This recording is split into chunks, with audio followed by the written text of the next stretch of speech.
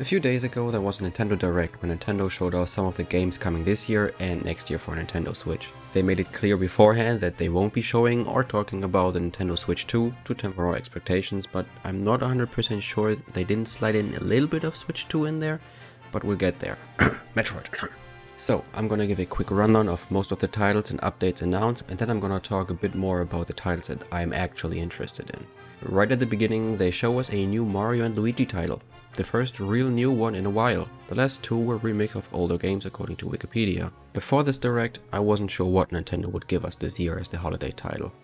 Zelda got Tears of the Kingdom last year, Mario got Super Mario Bros. Wonder last year too. A new 3D Mario is surely being developed, but for the next system, so we won't be seeing it until the Switch 2 gets revealed. And Pokemon has only one game in the pipeline that we know of, Legends CA, and that one is coming next year too, so we also might not be getting a new Pokemon game this year, and Scarlet and Violet are likely done with the DLCs too. So seeing Mario and Luigi then makes a lot of sense. It is technically still a Mario game, and will probably sell well, while not taking anything away from the next console, potentially. Games like Mario Kart 9 would probably be kept hidden until next year at least. Anyway, this game looks really interesting, and it might end up being the first Mario and Luigi game that I play. They also showed a bit of a sleeper hit for me with Nintendo World Championships NES Edition. I thought it was just going to be a collection of old games, but it's a collection of old games with speedrun elements where you have to complete challenges as fast as possible, and it even has some online modes where you play against the ghost data of other players and can compete in leaderboards. I'm not a huge fan of the $30 price tag for the digital and $60 for the physical deluxe edition, but the game at least shows some promise. They then showed off a few games I'm not super excited about, so I won't talk much about them, but they were Fairy Tail 2, which looks alright, Fantasia Neo Dimension, Basketball for Nintendo Switch Sports, Hello Kitty Island Adventure, new update for Disney Illusion Island, and Mio Memories in Orbit, which did look really cool and gave me some Ori vibes, but they didn't show much, so I don't know exactly what genre this game will be. Switch Sport is getting some competition, funnily enough, with Looney Tunes Wacky World of Sports. Farmagia makes you literally farm monsters that you then use to battle, and Among Us revealed an update that dropped on the same day. Then we got a pretty big one, Donkey Kong Country Returns HD.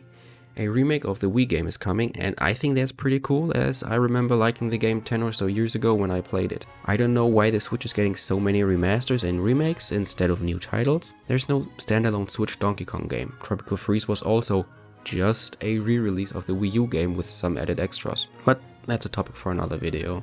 The award for the worst title goes to Dragon Quest III HD 2D Remake and Dragon Quest 1+2 HD 2D Remake. I'm not shitting on the games, they might be great, but there had to have been a better way to name these. Funko Fusion had me really wondering if anyone asked for this, and we got reminded of Luigi's Mansion 2 HD coming next week. The new Denpaman, Metal Slug Attack Reloaded, and Darkest Dungeon 2 got me personally feeling a little lukewarm, but then they showed 4 pretty big titles coming to Nintendo Switch Online. Zelda: Link to the Past 4 Swords, Metroid Zero Mission, Turok, and Perfect Dark all dropped after the Direct, and I gotta say those are some pretty impressive releases. Next we saw Phantom Brave, The Lost Hero, which looked like a pretty cool strategy / turn-based game, and then a collection of arcade fighting games with Marvel vs. Capcom Fighting Collection Arcade Classics. That has some online functions added to it. At this point we're about halfway through, and I can assure you there are still some pretty big surprises in there. First up is Super Mario Party Jamboree, a new Mario Party game that is said to have the biggest collection of minigames ever. While I do like Mario Party games, this felt a bit wrong to see since we already have 2 Mario Parties on the Switch, and they could have held onto this one and release it on the next system. But feel free to let me know if you're excited for this, as you are maybe a big Mario Party fan, or if you feel like this makes your other games obsolete. Having more options is always great though, I guess. In the beginning of the video I asked what Nintendo could bring out later this year that would make sense, while not being a huge scale open world Zelda or 3D Mario title. Mario and Luigi was the first one, and The Legend of Zelda Echoes of Wisdom would be the second. Comes out a bit earlier, that being in September, and it also makes sense. We're getting more Zelda, albeit not a huge title, like Breath of the Wild, but more like a Link's Awakening remake 2. However, this time Link disappears, and you play as Zelda. Since she isn't known to swing around a sword much, she's gonna play very different from Link by using a staff and essentially cloning objects and even enemies. She can clone boxes to traverse the area and clone enemies to then use those as her allies.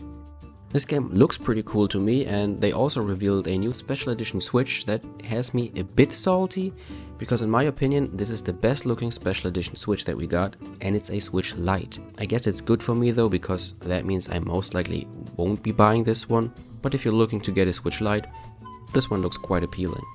This big announcement was followed by a stinker again with Just Dance 2025. Nothing really against Just Dance, I do like the games in general, but we don't need a new one every year that feels like it could have been a seasonal update to the last one, and I hate that on top of the original purchase you have to buy into a subscription to get access to all of the songs.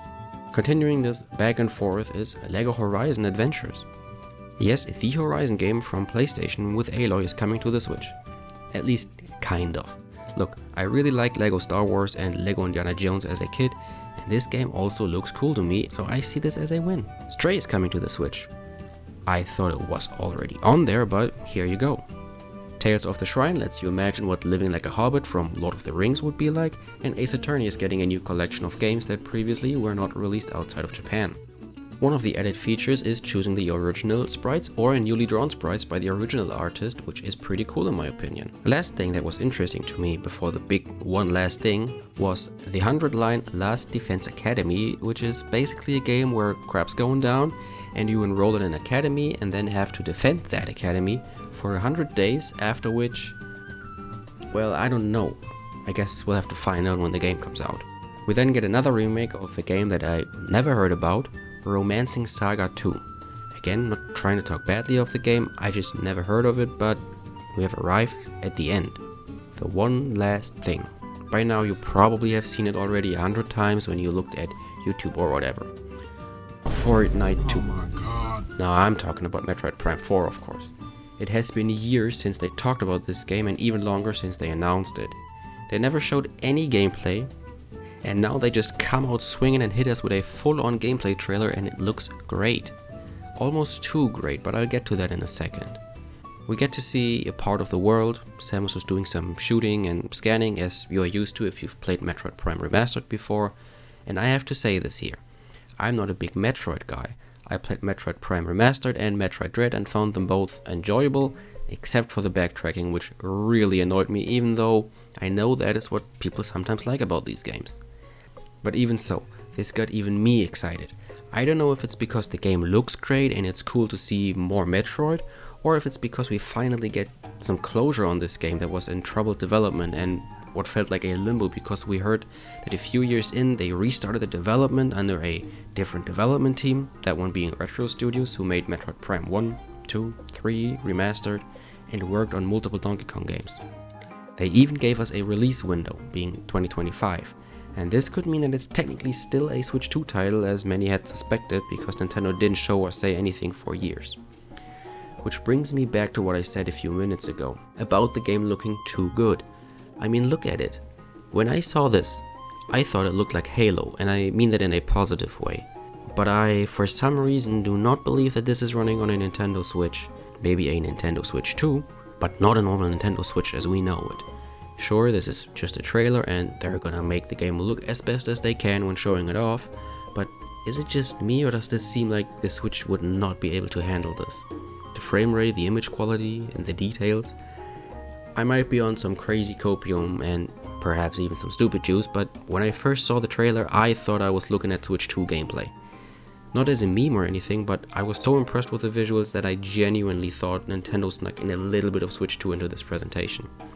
And of course, I know that Metroid Prime Remastered looked good and ran smoothly too, but this looks like it's on another level. Let me know what you think about that. Am I crazy, and in a year when the game is out on Switch, I will eat my words, or do you think this might be Switch 2 gameplay? There is of course also the possibility that it's a cross-gen title and both Switch 1 and 2 will get it. Just as a quick side note, I also don't think that it means anything that at the end of the trailer they showed the Nintendo Switch logo, because it would still make sense if the next system is a Switch type console. Anyway, that's it from me. Thanks for watching. Bye.